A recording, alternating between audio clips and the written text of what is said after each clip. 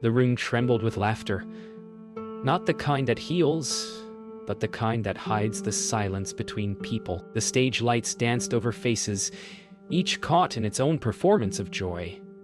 Yet I felt the hollow hum of something missing. When her laughter cut through the crowd, it wasn't louder than the rest, but it found me, sharp, clean, and alive. I turned, tracing the sound, and she turned too, eyes meeting for a breath that felt like recognition. She smiled,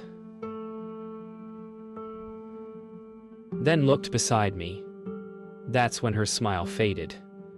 The empty seat, untouched and waiting, seemed to swallow the light. For a second, I thought I saw someone sitting there.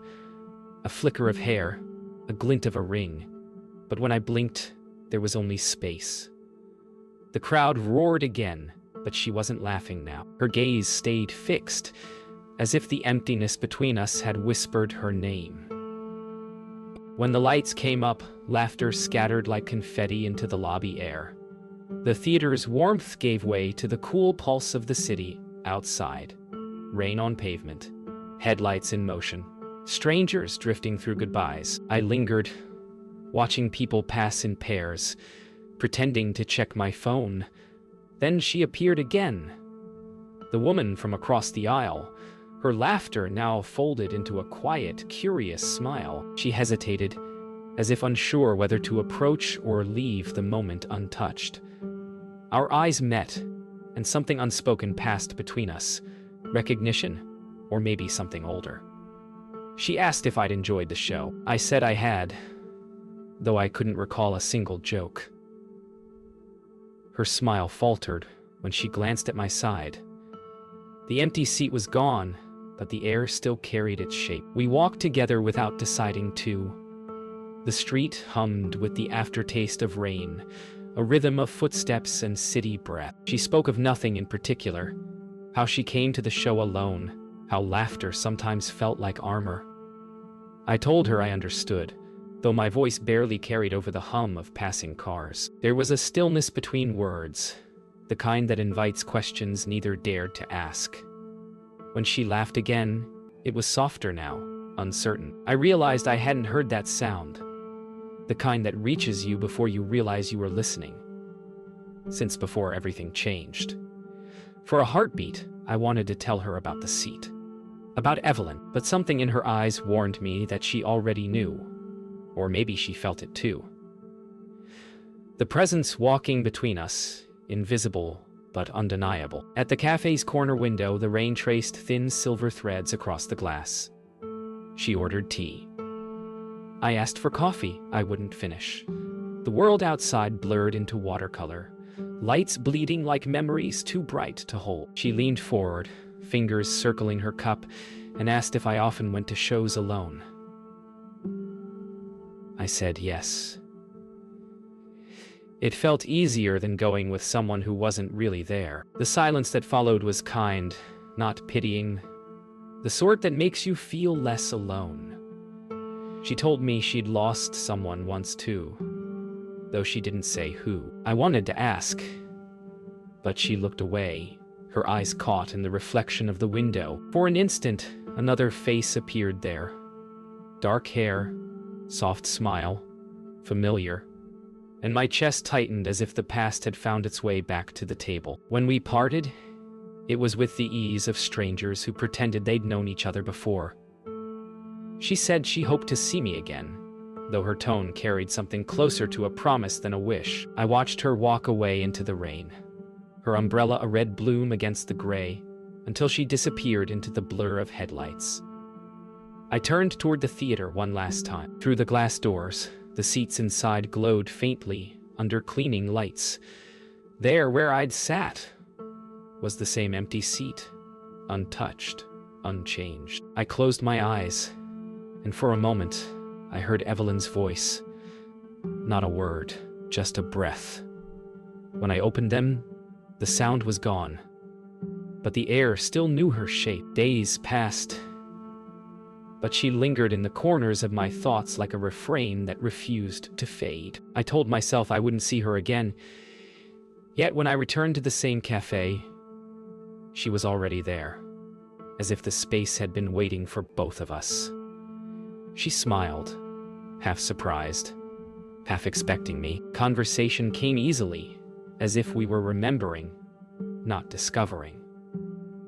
She spoke about dreams she couldn't explain, faces she didn't know, a melody she woke humming but couldn't place. When I asked her to describe it, her words trailed off, eyes clouding with recognition she couldn't name.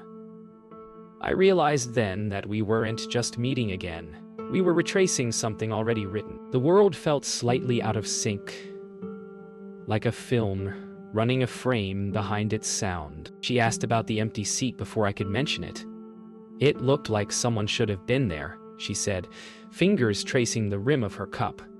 I told her it used to be hers, not meaning Clara, but Evelyn. Yet the words caught in my throat, refusing to cross into truth. Instead, I said it belonged to someone who made laughter feel real. Her expression softened, eyes shimmering as though the name had already reached her from somewhere else. I think I've seen her, she whispered. The room grew still, sounds thinning to silence. The clock on the wall seemed to pause between seconds, and I felt that same cold draft from the theater, not through the door, but through memory itself. After that day, the city began to fold around her. I'd see her reflection in passing windows before I found her standing there. A bookstore I'd never entered suddenly felt familiar when she appeared among its shelves, her hand resting on the spine of a novel Evelyn once loved. She laughed, saying she didn't know why she picked it up. It just called to her. I tried to smile, but my pulse betrayed me. The same perfume, the same tune hummed under her breath. I didn't believe in signs. Yet every corner we turned whispered a name I'd buried. It was as if the world wanted to remind me that loss isn't an ending, just a doorway left ajar. We began meeting without arranging it. Sometimes in a park, sometimes at the same cafe. Each time her laughter sounded less borrowed, more her own. But beneath it, I sensed something shifting, a shadow growing where light once fell. One afternoon, as we watched pigeons scatter from the fountain's edge, she said, "I feel like I know you from somewhere that doesn't exist anymore." The sentence hung between us, fragile and precise. I wanted to tell her everything, yet feared that naming it might make her disappear. So I just nodded, and for a moment she rested her head on my shoulder. The kind of gesture that feels like home and heartbreak at once. That night, I dreamed of the theater again. The laughter had stopped, the seats empty, and the stage bathed in pale light. Evelyn stood in the front row, her eyes on me, but she didn't smile this time. "You're looking in the wrong place," she said. Behind her, another figure shifted, Clara, standing where Evelyn once sat. When I woke, my heart carried both names in one breath. The line between dream and memory blurred so completely that I couldn't tell who was haunting whom. I reached for my phone to call Clara, but stopped when I saw the message already waiting. "I had a dream about you too. There was someone else there." Sleep became a fragile thing. I drifted in and out of half-lit places where faces blurred and voices bled into echoes. Clara said her nights were the same, that she'd wake up remembering conversations we'd never had. Sometimes she'd call me in the middle of the night just to ask if I'd said a certain line, if I'd really been there, or if it was all in her head. I'd tell her I wasn't sure anymore. One evening, she brought an old photograph she'd found tucked inside a book. It showed Evelyn and me, smiling in the sun, years ago. But beside us, barely visible, was another figure. A woman who looked unmistakably like Clara. Caught in the corner of the frame, she stared at it in silence while the air thickened with something unspeakable, as if time itself had forgotten how to keep things separate. We decided to visit the park again, hoping daylight would ground us. The world looked unchanged, yet everything felt slightly out of place. Trees bending the wrong way, the fountain's rhythm mismatched to memory. She walked ahead, her reflection trembling across puddles, and for an instant, I saw two of her. One turning to smile, another standing still, When she noticed my stare, she asked what was wrong. I almost told her that she'd been standing by that same fountain the day Evelyn died, years before we met. But how could I? The timeline no longer obeyed me. The universe had begun rethreading itself around her. That evening, she invited me to her apartment. The walls were painted a soft green that reminded me of Evelyn's old studio, down to the same cracked corner near the window. She put on a record, an old jazz tune I hadn't heard in years, and said she didn't know where she'd found it. The needle crackled, and as the melody began, I felt a tremor of recognition. It was Evelyn's favorite song. Clara closed her eyes and hummed along perfectly, each note matching what I'd once heard through a half-open door. When the track ended, she looked at me with tears she couldn't explain. "I think I remember being her," she whispered. I didn't move, afraid the truth would collapse if either of us breathed too loudly. I started keeping a journal to make sense of what was real. But each morning, the entries changed, my handwriting shifting, words rewritten as if by another hand. One page said, "Don't let her remember." Another simply read, "You promised." I showed it to Clara. She swore she hadn't touched it. That night, the power flickered out. By candlelight, we read the pages aloud until a single line appeared at the bottom of the last one, scrawled fresh as the ink bled. She was never gone. The candle shuddered, and somewhere in the apartment, the record player started spinning on its own. When morning came, we barely spoke. The silence felt sacred, like walking on the edge of something ancient. She stood by the window, sunlight cutting across her hair, and said she remembered the night Evelyn died, not from a story, but from standing there. The smell of rain, the echo of laughter fading in a theater, the sound of my voice calling her name. Every detail fit perfectly, except for one thing. She wasn't there. I felt the world tilt, every heartbeat. A question I couldn't answer. I stepped closer, and for a brief, breathless moment, I saw both of them, Evelyn and Clara, occupying the same light, the same face, the same eyes that refused to blink. We met at dusk, the hour when everything feels unsure of its own shape. The city was a palette of bruised violet and copper light.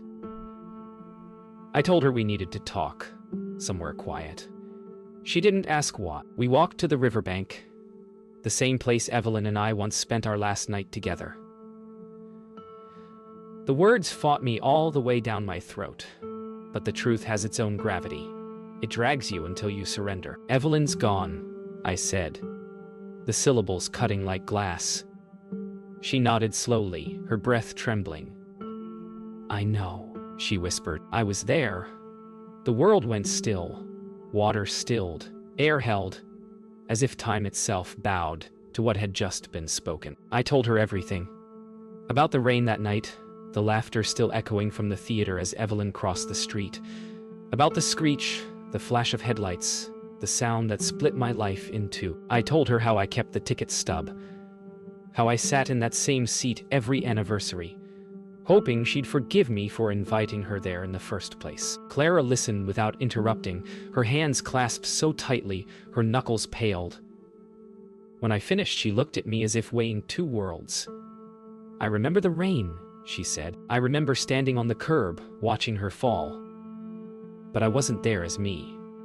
Her voice cracked, and for the first time she cried like someone remembering their own death. She led me to her apartment, still shaking. The air inside carried the faint scent of Evelyn's perfume, jasmine and cedar, impossible to mistake. She said she'd kept having flashes, pieces of a life not hers, a hand on piano keys, the warmth of my voice, the moment of impact. She showed me a drawer filled with things she didn't remember buying. A locket identical to Evelyn's, a lipstick shade Evelyn never left home without. I watched her unravel under the weight of what couldn't be coincidence. When she opened the locket, it held two photos. One of Evelyn, one of Clara, both smiling, both wearing the same dress. We didn't speak for hours. The night outside thinned into silver mist, street lights melting into the window pane. I sat beside her, and for a long while she just breathed.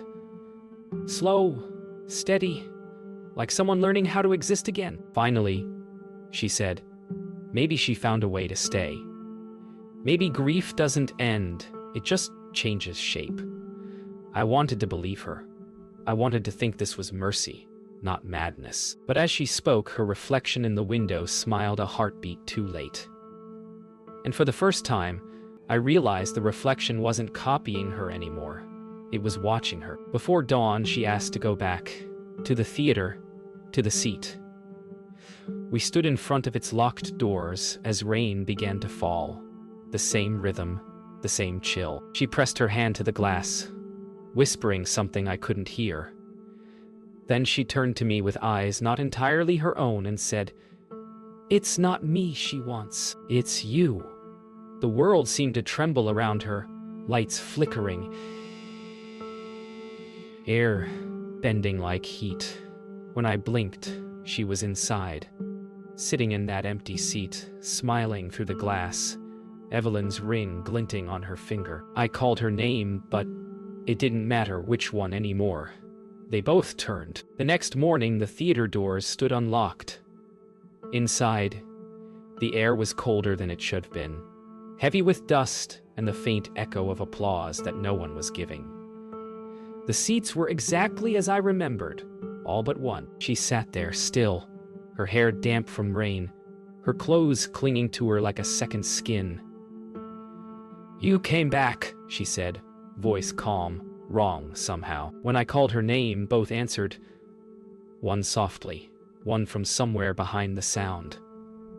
I stepped closer, the floorboards groaning like old breath, and for an instant, every light flickered alive. The stage lit up empty, a ghost spotlight waiting, and I understood. She hadn't come to see me.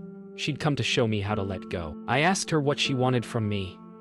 She tilted her head, smiling with Evelyn's softness. "Nothing," she said. "You already gave it."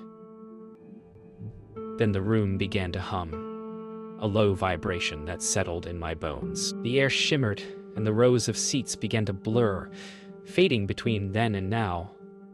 Sometimes empty, sometimes full, faces flickering in and out of existence. The laughter from that first night returned, looping endlessly, warped and hollow. She stood, took a step toward me, and for the first time, I saw her eyes change mid-blink. Clara's green deepening into Evelyn's dark brown. "It's time," she whispered.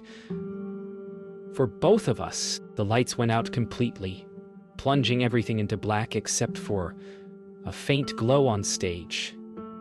I followed it like a moth, chasing a memory. She stood there, or both of them did, framed in the light, holding Evelyn's locket open.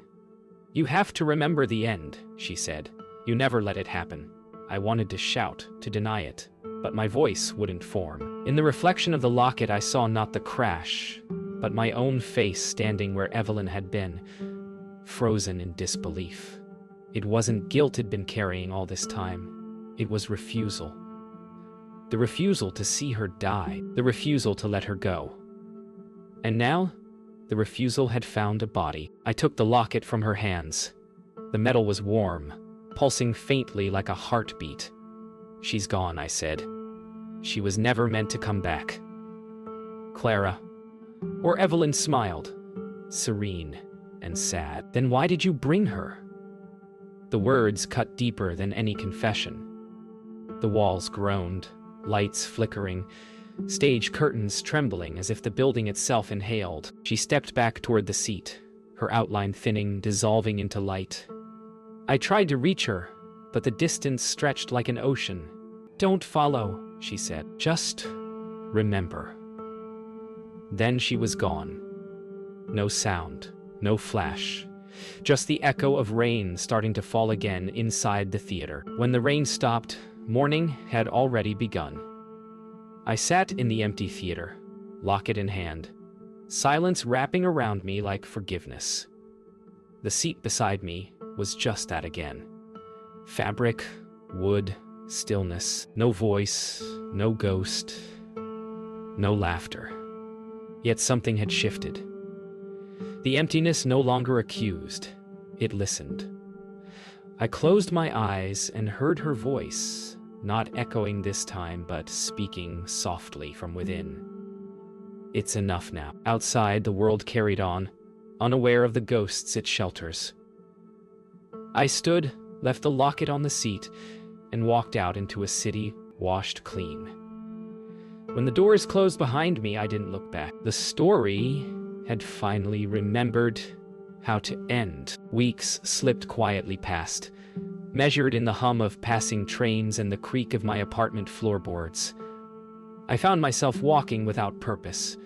To the park, the cafe, anywhere her voice might have once lingered. The air carried no ghosts now, just the soft aftertaste of rain.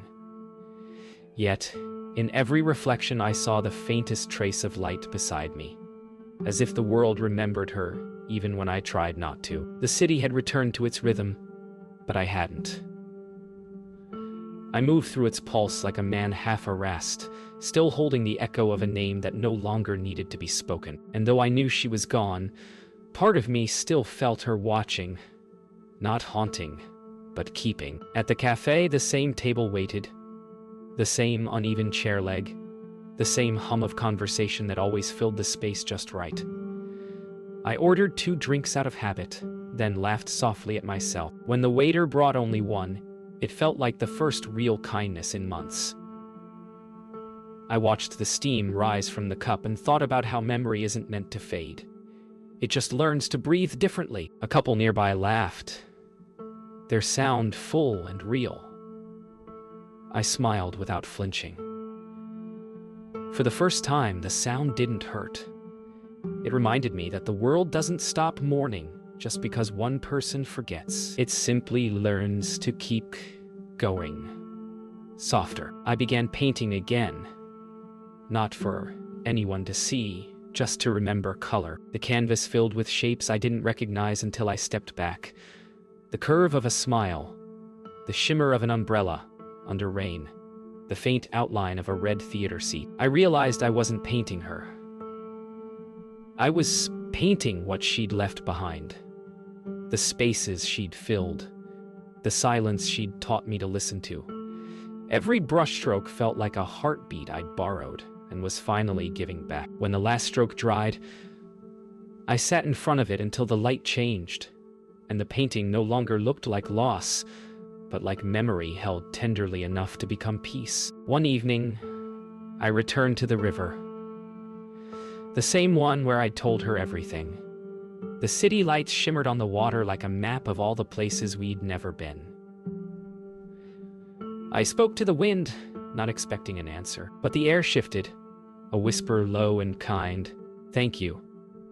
I closed my eyes and the sound of laughter drifted across the water, not haunting this time, just familiar, like a song that knows when to end. I smiled, realizing I didn't need to see her to know she was part of everything that still moved. I no longer dream of the crash or the seat or the moment that split my life in two.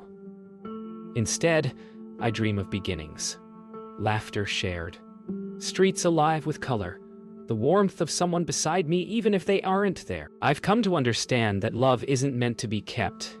It's meant to be lived through and carried forward. She taught me that absence is just another form of presence, one you learn to listen to rather than hold. When I wake, the air feels lighter. The chair by my bed is empty, but it no longer feels incomplete. It feels waiting, not for her return, but for whatever comes next. The theater reopened months later under a new name. Fresh paint, new velvet, the scent of varnish and promise. They invited the public for a small showcase, laughter returning to the walls where ghosts once sat. I bought a ticket, unsure if I wanted closure or confirmation. The place felt different, but not erased. As I walked down the aisle, memories rippled like film projections out of order. The glow of her hair, the echo of her laugh, the emptiness, that once broke me. I found the same row, the same seat, untouched despite the renovations. Someone had left a single white flower on it, simple and unassuming. I smiled, realizing it wasn't from me. Maybe some stories never really end. They just learn how to stay quietly remembered. I sat there for a long while listening, not for her, but for the quiet. The stage lights flickered on, soft and forgiving. A performer stepped out, testing the microphone, but his voice sounded far away. I wasn't really there for the show. I was there to give the silence back to itself.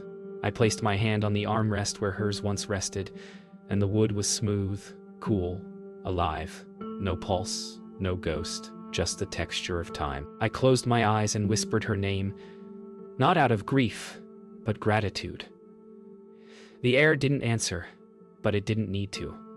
Sometimes, love speaks loudest in what it leaves unsaid. After the show, the crowd spilled into the night. Voices, laughter, movement, life. I waited until the last of them left before standing. The flower still lay there, untouched. As I turned to go, I saw her reflection in the glass door, smiling at me the way Evelyn once did, but softer, as if forgiving both of us. For the first time, I didn't reach for her. I simply nodded. A quiet acknowledgement between worlds.